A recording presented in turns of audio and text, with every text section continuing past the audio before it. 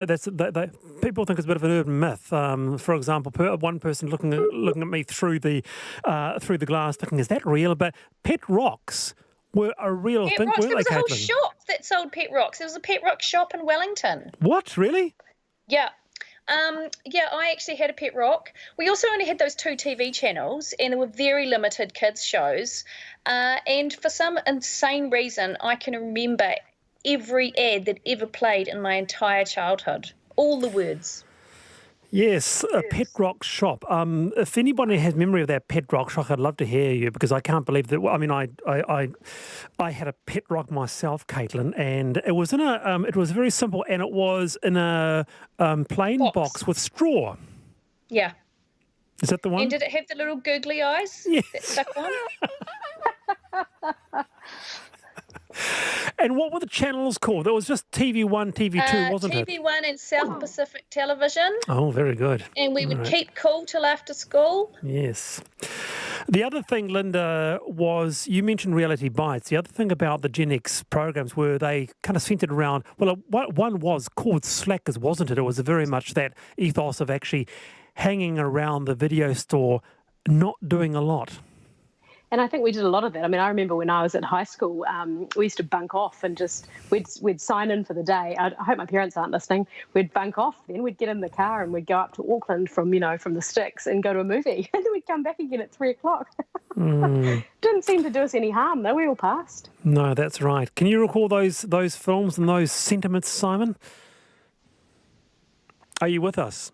No, we will. We've lost Simon, but he won't have a chance to hear my joke that he probably had to queue around the block to see the silent movies. I will relay it to him. What about that? Someone says Gen X Atari. Yes, buying flagons for the old man. Black and white TV. Top Half. And 20s for Spaces. Now, Top Half was a program that was Auckland. And it was presented by John Hawkesby, is that right? I remember that one. You know how I told you before I remember all the ads? As soon as someone said Atari, I remember the ad that went, Atari is fun, oh yes-a-ree, something Taria 21st century. Do you know, I feel like I might have had a different experience. With century. I feel like country kids maybe we weren't such Gen Xers, because when I was growing up, we were allowed to watch half an hour of television a day, and my sister chose Happy Days, and under threat of death, I had to agree with her, otherwise she beat me up. And so that's what we had, half an hour. And I've got to say, I'm ashamed to admit, but also it's keeping me sane. I reckon my kids are probably averaging about 9.5 hours on the screens at the moment. Yes. Well, otherwise you have to look after them. I know, and I just got used to them going to school. So, got through the toddler years, and finally life was back to normal. I had both the kids at school, and boom, they're home again. Yes, we've been negotiating TV time at our place, and I'm trying to find an educational slant, anything TV watching. In terms of this era, though, Simon, are you back with us? Yes, I am. Yeah. Can you recall the pet rock? Can you recall those days where, I don't know if it's a bit of a myth or not, but we took life a bit more of a slackerish pace? I don't know. Well, I come into this as a boomer, so I'm looking back. I do recall you had pet rock, so it's quite right. Now, I would have thought actually that Caitlin's list of things to recommend Gen X wasn't a great list. I mean... Hey, don't forget the fashion. Come on.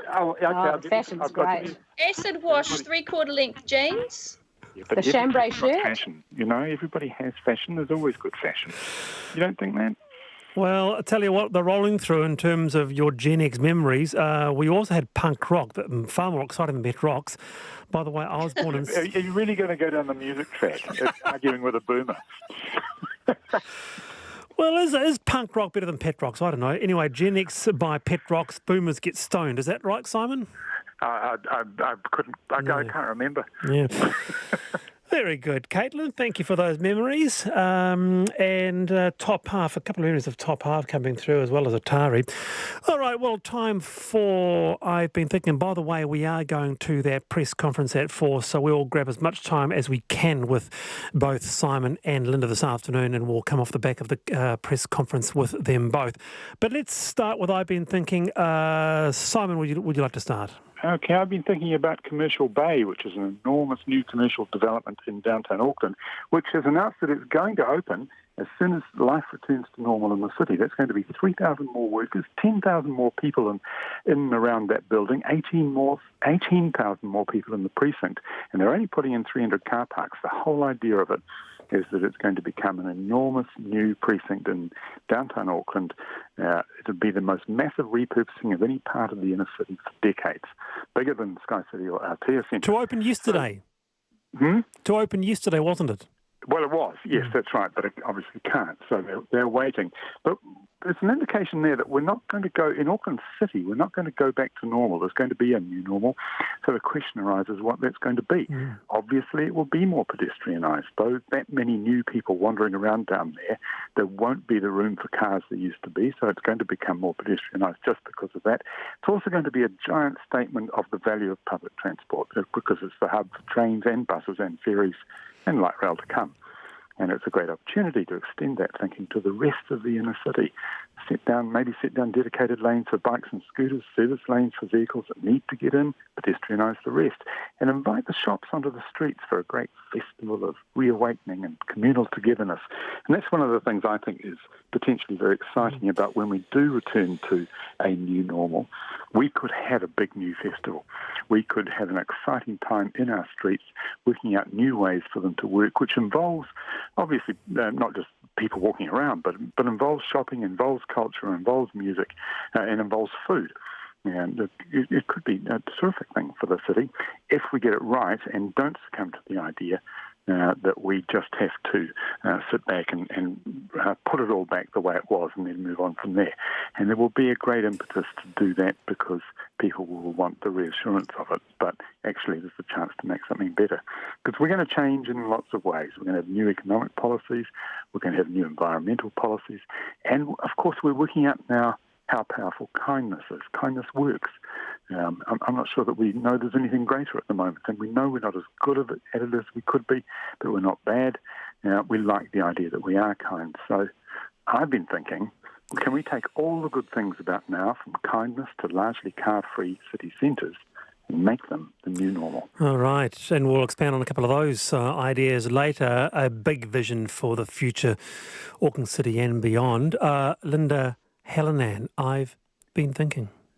Well, I've been thinking that one of the hardest things for someone like me, where I'm very privileged to have, a home in the country, lots of food, lots of stuff, but we can't share it physically with anyone. We can't pick the apples off our trees and put them free on the roadside stall because I don't want to accidentally cause transmission in my community. So it's quite hard to sort of sit at home and feel powerless to do much to help others. So what I have done, and I'd like to think that maybe other people in the same situation as us could do the same, is that we own a batch. So we've got a holiday home. It's only a little one. It's in Tairua on the Coromandel Peninsula, and it's just sitting there vacant, obviously, because we're not going to be using it. So I put a little note on our local chit-chat page on Facebook for Tairua, and I said, is there anyone who's a frontline healthcare worker who needs a safe space, maybe just to decontaminate after work, so to shower, to wash their clothes, that sort of thing, or if they need to self-isolate from their own families, because the Italian example has shown us that, more than 5,000 doctors, nurses and ambulance staff got infected at work and then took that home. And so I said, our batch is sitting there, you can have it free for as long as you need it. Good on you, Linda. Anyone out there. And so, so at the moment, one of the local rural midwives has taken me up on the offer. So I've given her the keys through Fantastic. the lockbox, obviously. And now she is able to shower every day in between clients because she's on tank water where she lives. And she sort of said that it's really hard for them because the DHBs have really shut down the clinics because they need them for coronavirus testing. And so my call and my challenge to other batch owners is, if you know of somebody in your community, or even if you don't, ambulance staff, those sorts of people, let them use your space. What sacrifice is there to clean it up afterwards? None. Linda, that is really inspiring, really, really inspiring, and good on you, and I hope that other batch owners will listen to that and take heed also. Linda Hallinan and Simon Wilson with me this afternoon after the Cabinet press conference at 4, coming up very, very shortly. The panel with me, Wallace Chapman.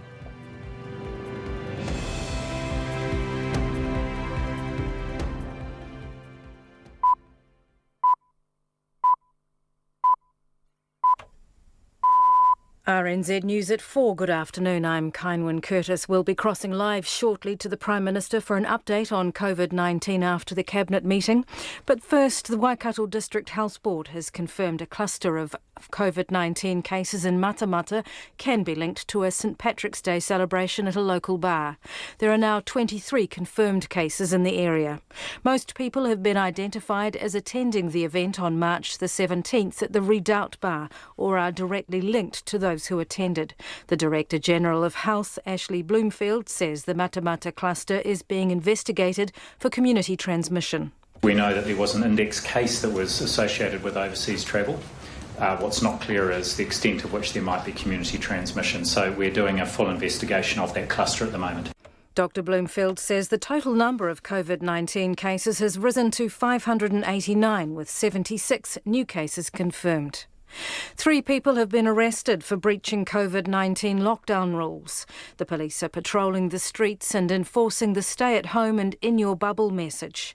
2 people were arrested and then released without charge, while a third is still in police custody because of other offences. The Police Commissioner, Mike Bush, says the message is clear. We will be out there ensuring people do comply, because we can't say it enough: stay home saves lives. Mike Bush says people should keep their 2-metre distance with others when out walking or exercising. A Queenstown backpacker says it's taking action against guests involved in a party that breached COVID-19 restrictions. The police visited the Deco backpackers last night after reports 60 people were holding a party. Conan Young reports. In a statement, the owners of the hostel say they are distressed and saddened by what's happened. They say their guests were not having a party, but rather a gathering that involved alcohol in the backyard of the hostel. However, they say this was still a breach of its rules, and they will now be taking a firmer hand with their guests. Backpackers are classed as an essential service, but need to ensure guests only mix with people in the same room as them. The hostels need to close recreational areas and only allow split shift access to communal areas like kitchens. Ko Conan Young tēnei. Funeral directors have put recommendations to the Ministry of Health to enable more whānau members to visit loved ones who have died. Under the Level 4 lockdown, funerals... Everyone. As you will have heard from the Director General earlier this afternoon, we now have a total of 589 cases of COVID-19 in New Zealand. It's an increase of 76 new cases today, 12 of which are in hospital, with 2 currently in ICU. As I have said, we've expected the numbers to rise and to keep rising for the next week or so. The growing number of cases, and in particular the number of clusters of cases, highlight why we need to take the lockdown we are currently in very seriously. The virus, once present, has proven it can spread easily at a school, at a wedding, at a conference, or even at a local bar.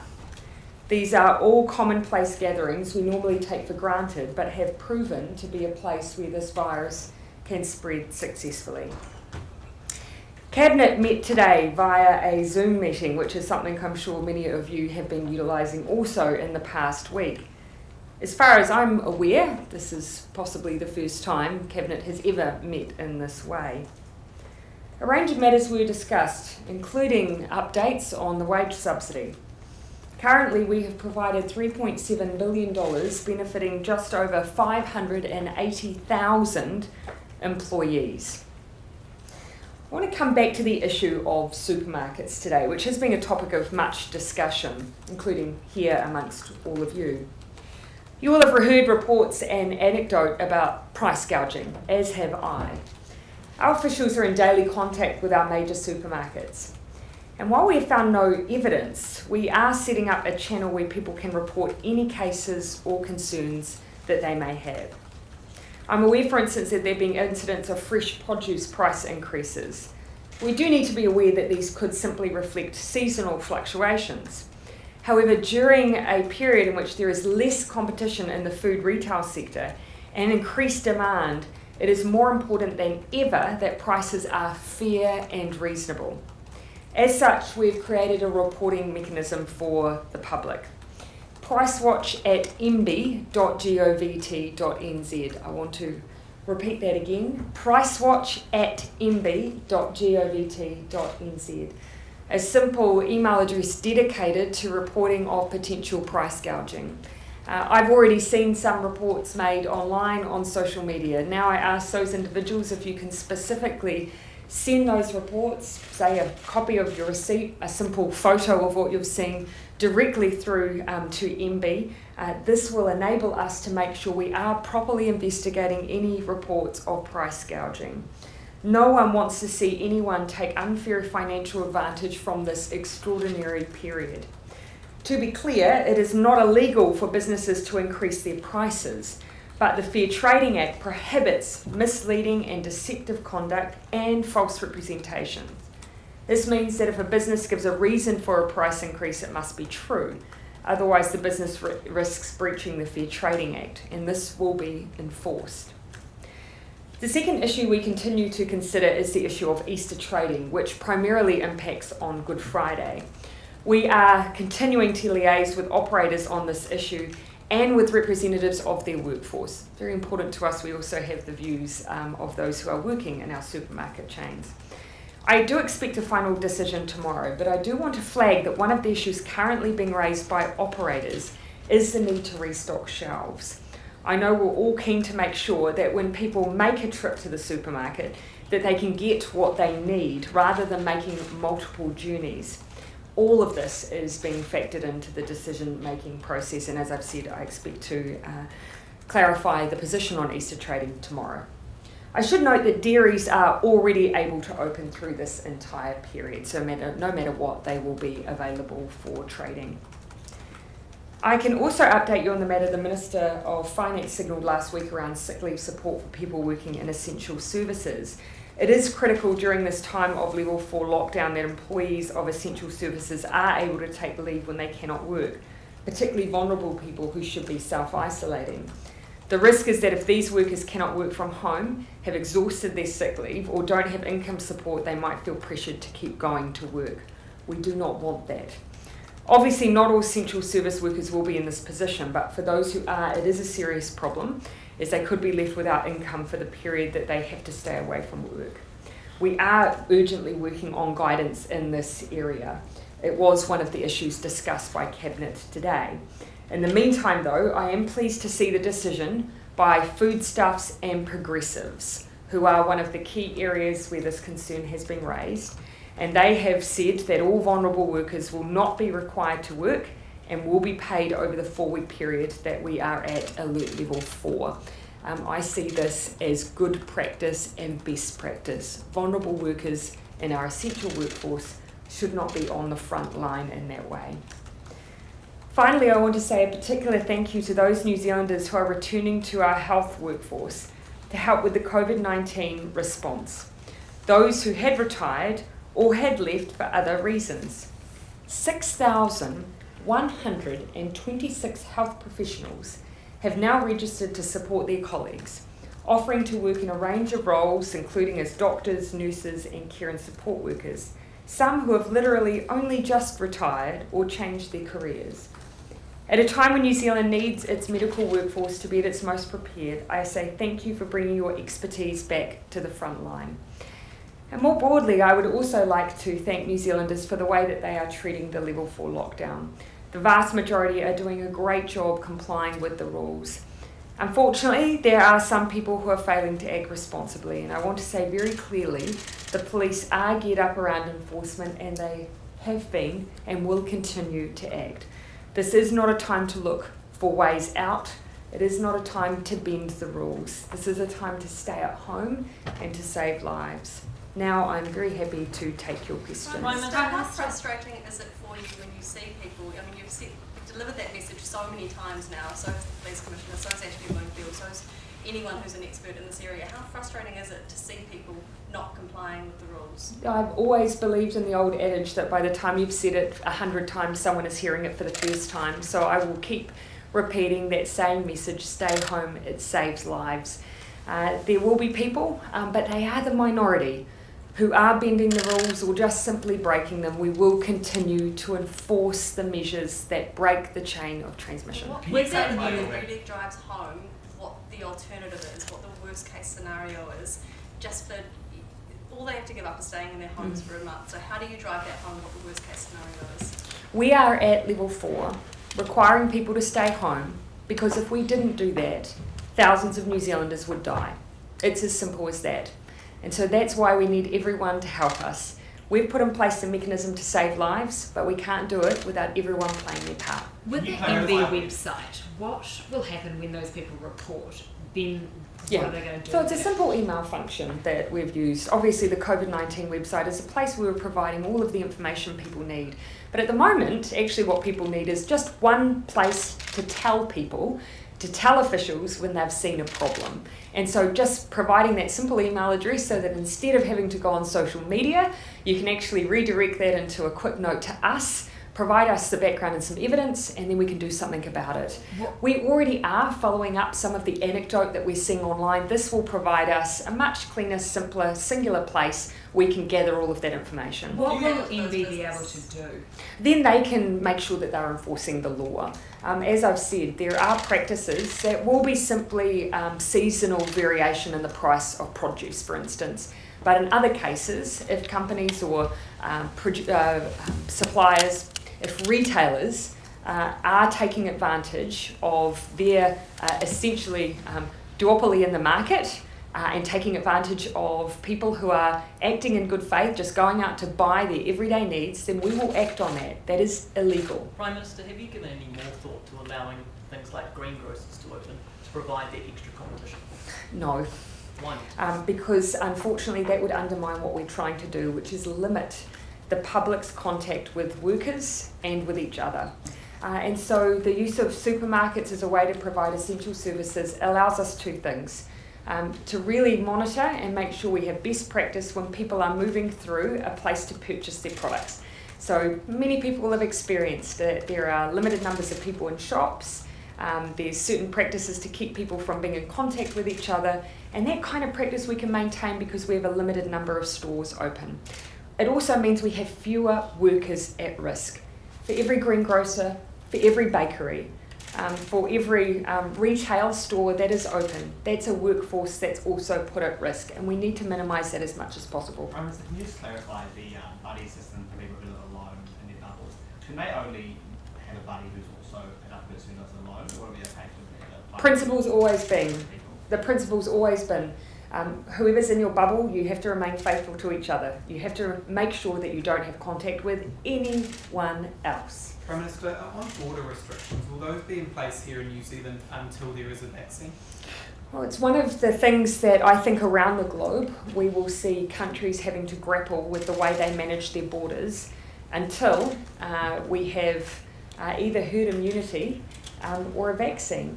And I think you can see most countries are opting that herd immunity, the price of that is too high. In fact, in New Zealand, we never considered the idea of herd immunity. Just to be clear on what that means, herd immunity basically means 95% of your population being immune to a disease. Now, usually that's achieved through vaccination. And so that's what we strive for things like measles and so on. But in this case, without a vaccination, it means people having been exposed. People being exposed to that degree means thousands of people dying. So that's not an option in New Zealand. It's not something we ever considered. That means that we have to continue to try and protect ourselves while we wait for a vaccine. So it does mean border restrictions will be part of our management system. In terms of essential services, have you had any look back to see if there are anything missing, for instance, heaters or fridges? Oh, yes. People are looking at cold homes? Or... Yes. And we've always said that we, of course, started with a starting point of being heavily restricted, but then would continue to look at the mechanisms for people to buy other essential items. I consider the ability, and you might have remembered me talking about, for instance, access to things like plumbing parts if a toilet breaks down, the basics that people need in order to keep their home safe and to keep the occupants well. So that may be plumbing products, it may be the ability to heat a home. MB have worked up further guidance on that, and I expect that they'll be putting that out probably later today, but that was always part of our thinking. Again, provision there will be faceless.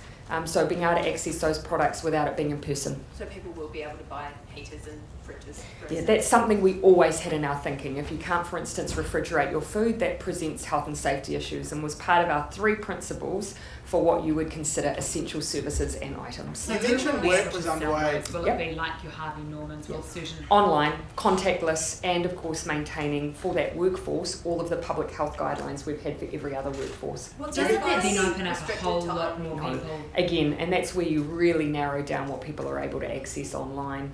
But again, these were areas we were always mindful. If we're going to make sure that people can stay safely in their home and be well in their home, we do have to make sure that if they have a critical appliance like a refrigerator breakdown, like an oven to be able to cook, those are things we always knew people would need to be able to access. We've now had the time to work through how. So you mentioned yesterday that be restricted to selling ovens, fridges, that's something that's something as opposed to Kindles. Yeah, because you want to keep those products limited, because the more products people access, the more workers are then working in the warehousing and so on. So that's something MB's been working through directly with retailers. you mentioned yesterday, I think, that Chris Farfoy was working with the community media publishers, non-daily, around some sort of fix. Where are things at? What can you say? I expect us to have a report back to you on that most likely tomorrow. The Minister, we discussed it again at Cabinet today. It is an issue where we are very mindful of that. That is an area where people access key local information.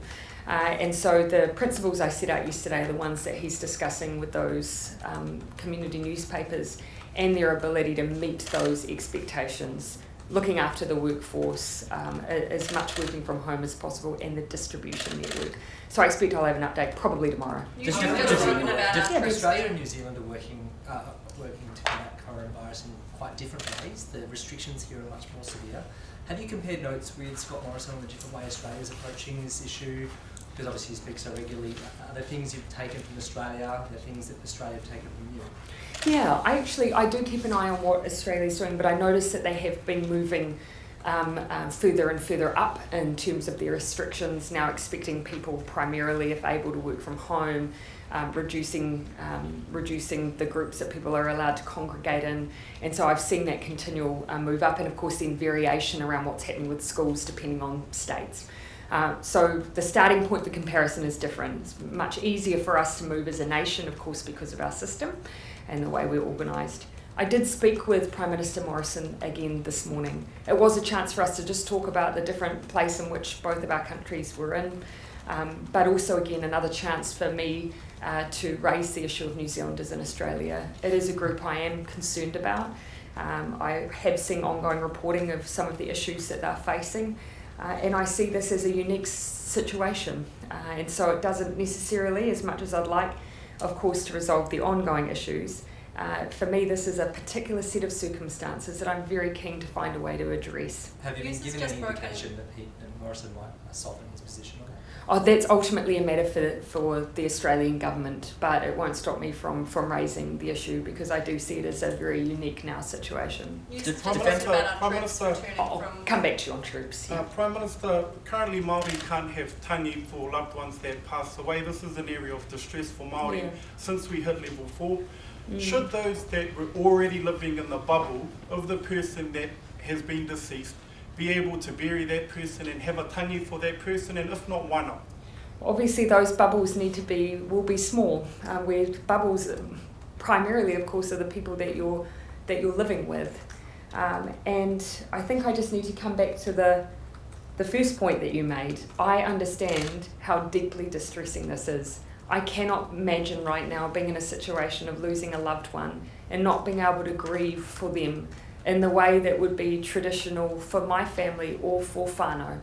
And so when I read through the guidelines for tangi again yesterday, I felt that distress in just reading those guidelines. I know how hard it is, what we are asking people to do.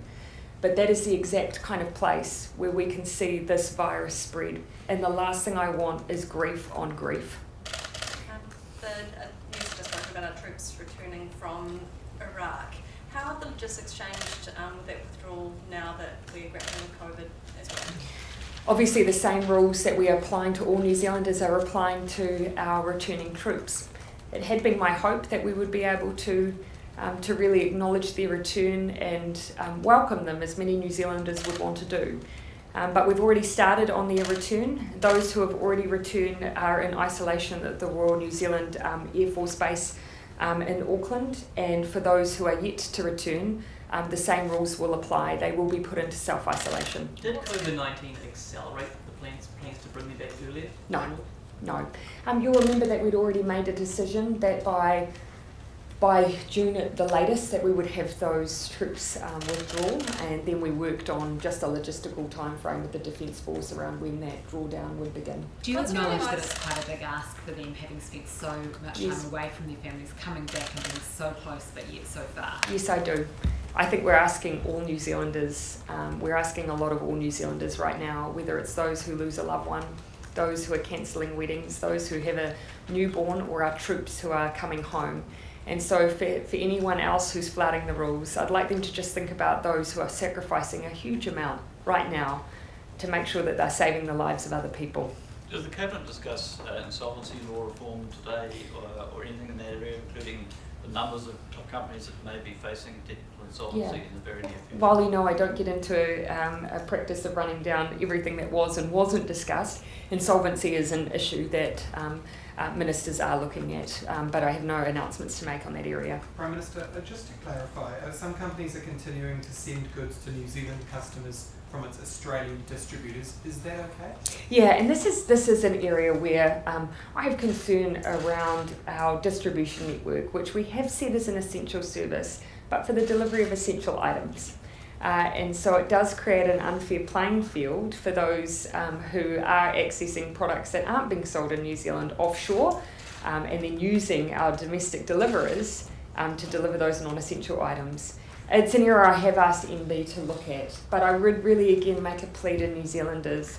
There's a lot of New Zealand businesses right now who are playing by the rules, who are not trading, so that we can prioritise deliveries for our most vulnerable and those in need, and I'd ask you to think about that as well. Prime Minister, what's your advice to the people over 70 who insist on doing their own supermarket shopping?